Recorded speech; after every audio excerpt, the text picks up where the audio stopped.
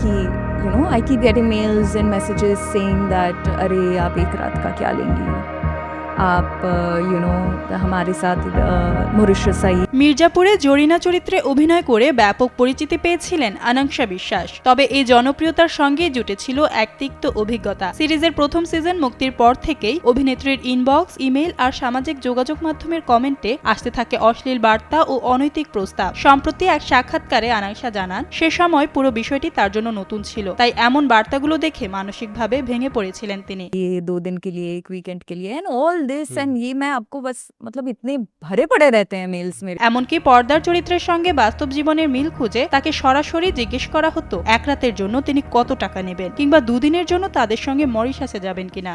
That अरे आप एक रात का क्या लेंगी, आप हमारे साथ मॉरिशस आइए 2 दिन के लिए। আনাংশার কথায় অভিনয় শিল্পীদের পর্দার চরিত্র আর বাস্তব জীবনকে আলাদা করে দেখার মানসিকতা তৈরি করা উচিত। ये सोच बदलना जरूरी है। তবে মির্জাপুরের সেই জরিনা চরিত্রে এবার ফিরছেন আনাংশা বিশ্বাস। তাকে দেখা যাবে বহুল প্রতীক্ষিত মির্জাপুর দ্য মুভিতে।